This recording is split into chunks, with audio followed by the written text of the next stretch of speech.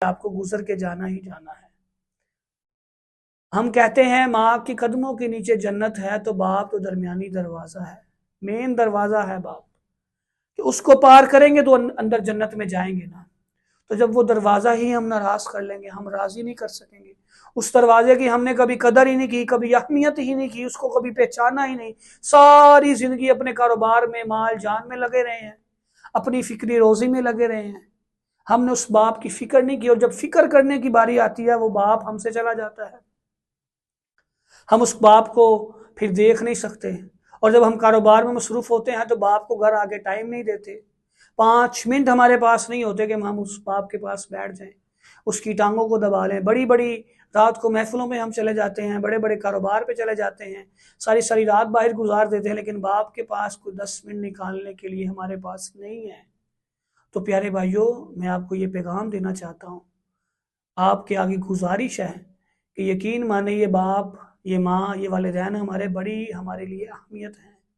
इनकी कदर करें, इनको समझें। जिनके नहीं है वो तो समझ ही रहे हैं ना, उनको तो समझ आ रही है कि हमने क्या चीज़ खो दी है, उनके बगैर कुछ भी नहीं है।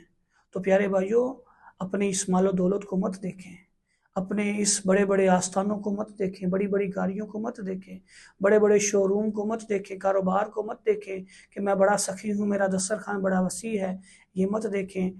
बल्कि देखें सिर्फ अपने अल्लाह और उसके रसूल की रज़ा को देखें। और अल्लाह की रज़ा तब शामिल होगी जब आपकी बाप की रज़ा शामिल होगी। बड़ा अदब अल्लाह ताला ने हदीस पाक के नबी सल्लल्लाहु ने फरमाया कि हज़रत आयशा रदी अल्लाह ताला अन्हा, आपसे रिवायत है, नबी सल्लल्लाहु के पास एक शख्स आया, उसके साथ एक उम्र दराज शख्स भी था। तो आपने उससे पूछा, ये तुम्हारे साथ कौन है? तो उस शख्स ने आगे से अर्ज़ की, सरकार ये मेरा वालिद है। तो नबी सल्लल्लाहु ने फरमाया, तुम इसको इसके नाम से मत बुलाओ, तुम इसको इसके नाम से मत बुलाओ, इसके बैठने से पहले तुम मत बैठो, और जब ये आगे चल रहा हो ना तो इसके आगे मत चलो। देखिए नबी सल्लल्लाहु ने हमें तालीम क्या दी है। हम तो बाप को उसके नाम से नहीं बुला सकते, बाप को तो जब बाप आगे चल रहा है तो बाप के आगे नहीं चल सकते, ये अदब बता दिया। बाप के बैठने से पहले हम नहीं बैठ सकते, ये हमें नबी सल्लल्लाहु ने तालीम दी, अदब दिया, अदब मुकाम बताया कि बाप का अदब क्या है। लेकिन हम यहाँ पे कैसे बुलाते हैं, मुआशरे में देखने को मिलता है बाप की कोई इज्जत ही नहीं करता। माँ बाप बूढ़े हों, उनको वो जो बूढ़े ओल्ड हाउस होते हैं वहाँ छोड़ आते हैं। कैसे हम इससे बताएं, इन चीज़ों की वजह से कैसे हमसे अल्लाह राज़ी होगा। और प्यारे भाइयों, ये मेरी बात हमेशा याद रखिएगा, जब इंसान से अल्लाह नाराज़ हो जाता है ना तो इंसान ख़त्म हो जाता है। दुनिया का कोई भी गम इंसान के लिए कुछ नहीं होता, लेकिन इससे बड़ा कोई गम नहीं है कि उससे अल्लाह नाराज़ हो जाए।